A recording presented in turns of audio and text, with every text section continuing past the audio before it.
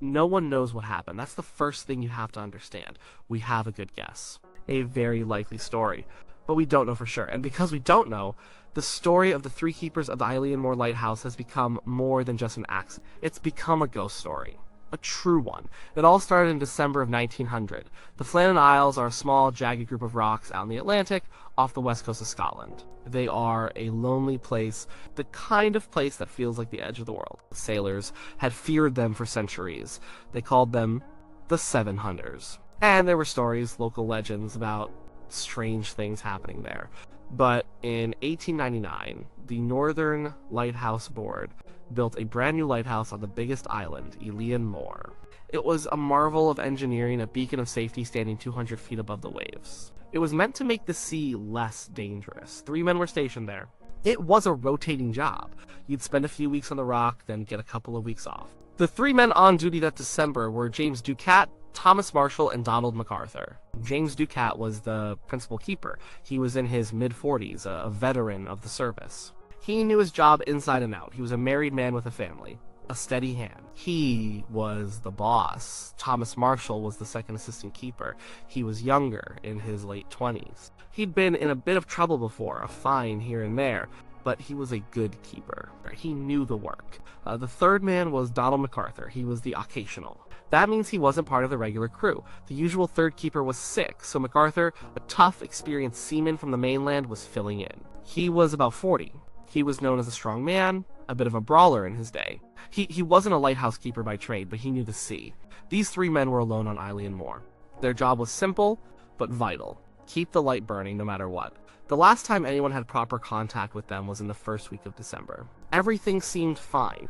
The light was doing its job, cutting through the dark, guiding ships. But then, on December 15th, a passing steamer called the Archdor noticed something wrong. As it sailed through the night on its way to Leith, its crew saw that the Eilean Mor light was out. This was serious. A dark lighthouse is a hazard, not a help. The captain logged it.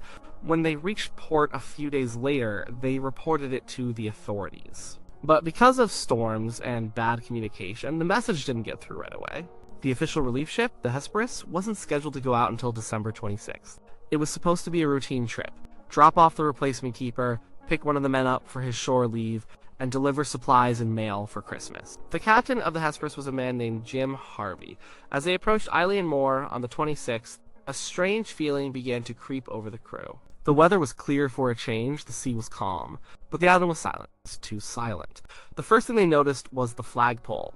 It was bare. There should have been a flag flying to greet the relief vessel. There wasn't. They looked up at the keeper's quarters.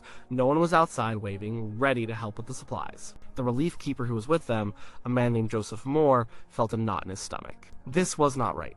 Captain Harvey ordered the ship's horn to be sounded. A long, loud blast. It echoed off the cliffs. Nothing.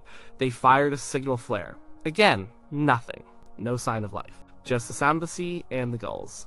The usual landing spot on the east side of the island was too rough, so they had to go around to the west landing. Joseph Moore was the first to go ashore. The island felt wrong. He later said he had a sense of vague apprehension. He climbed the steep stone steps that led up the cliff face to the lighthouse compound. He got to the main gate.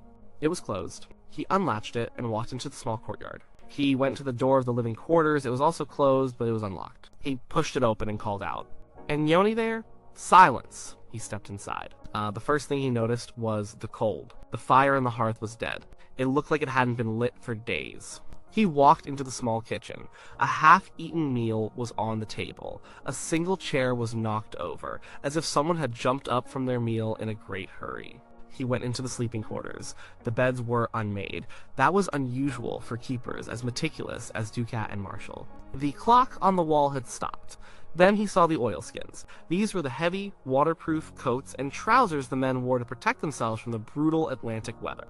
There were 2 sets hanging on the hooks, one belonging to James Ducat, the other to Thomas Marshall. But the hook for Donald MacArthur's oilskins was empty. One set of oilskins was missing.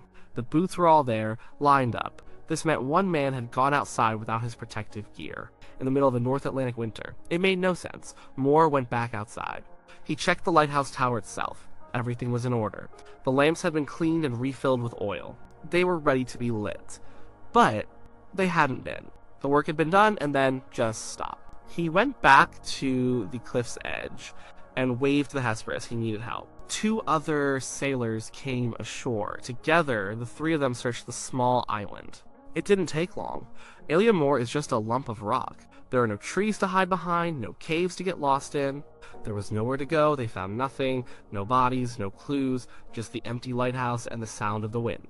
The men went back to living quarters for a more thorough look. They found the lighthouse logbook. The entries were written in a neat professional hand. For the first few days of December, everything was normal. Weather reports, lamp maintenance, routine observations, then the tone changed. On December 12th, Thomas Marshall, the second assistant, wrote about the weather. He said they had severe winds the like of which I have never seen before in 20 years.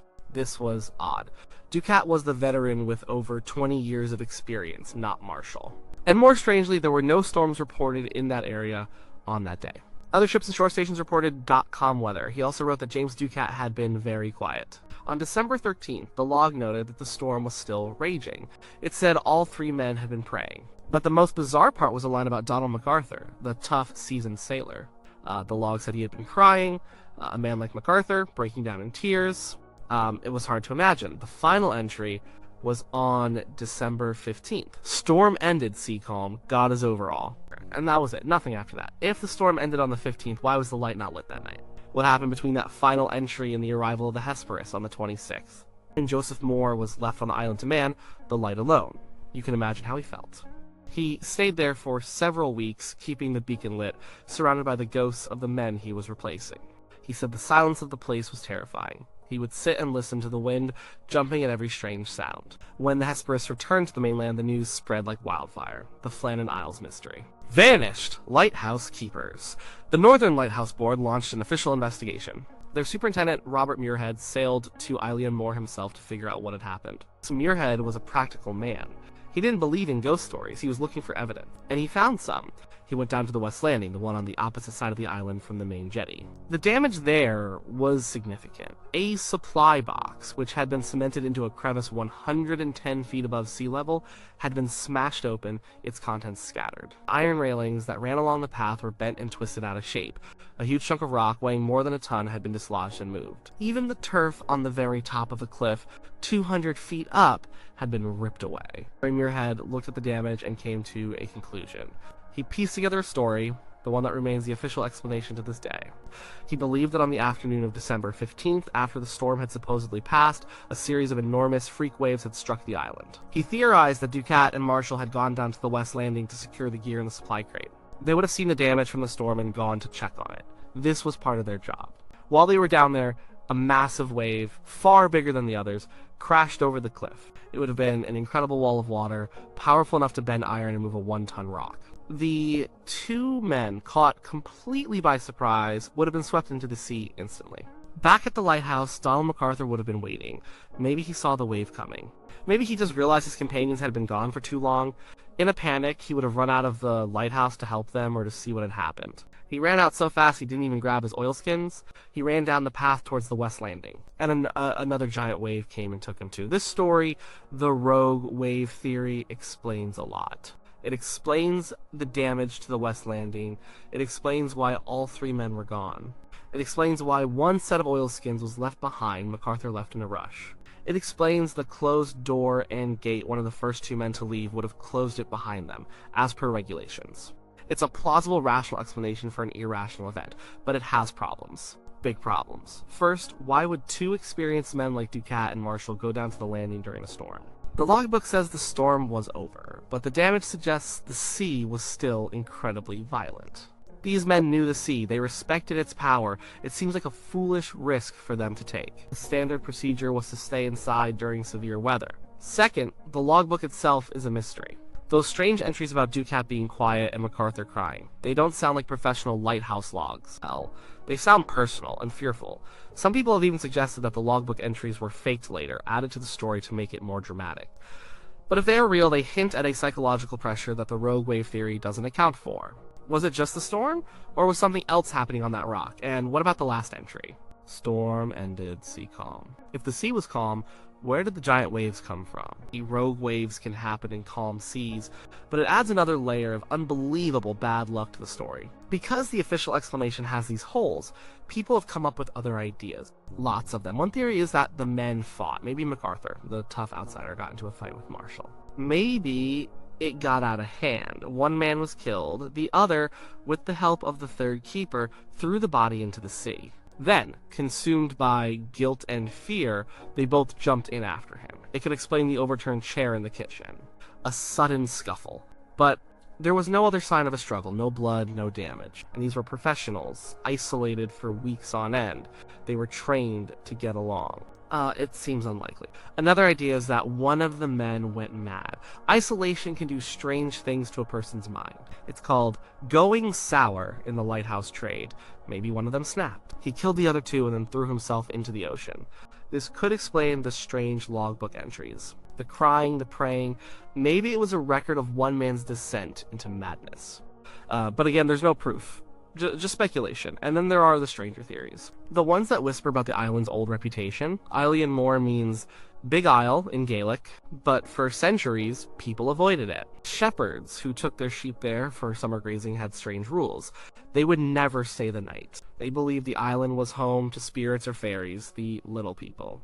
They had a chapel on the island built by an Irish saint, Saint Flannan, but even that felt haunted. They called the place the Other Country. So, of course, people began to wonder if something supernatural had taken the men. A ghost ship, a sea monster, an ancient curse. Had the keepers seen something they weren't supposed to see? Or had some creature from the deep risen up and snatched them from the rock? These stories are exciting. They make for great late-night conversations, but like the murder theory, there is not a single piece of evidence to support them. They are just stories we tell to fill a vacuum of knowledge. Over the years, the story of Eilean Mor has only grown.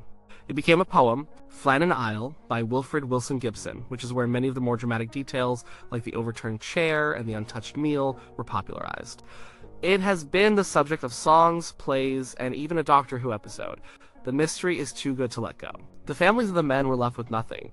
No bodies to bury, no final answers. Just a story that would be told and retold for over 100 years. James Duquette left a wife and 4 children.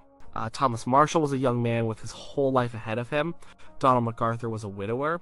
3 lives gone. The Eilean Mor lighthouse was automated in 1971. No one has to live on that lonely rock anymore. A machine does the work, but the tower still stands. And when sailors pass by it at night, seeing its powerful beam sweep across the water, it's hard not to think of the 3 men who were there at the beginning. So what really happened? The most likely answer is the least exciting one. It was the sea. The official report from Robert Muirhead is probably close to the truth. A day of violent, unpredictable weather. A series of massive freak waves, and 3 men in the wrong place at the wrong time. It was a tragic industrial accident, a reminder of how powerful and unforgiving the ocean can be. The sea simply took them.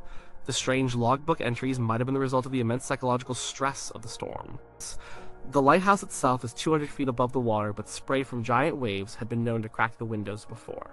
Imagine being inside that stone tower, hearing a constant thundering roar, feeling the entire structure shake. It's enough to make any man pray. It might even be enough to make a tough man cry.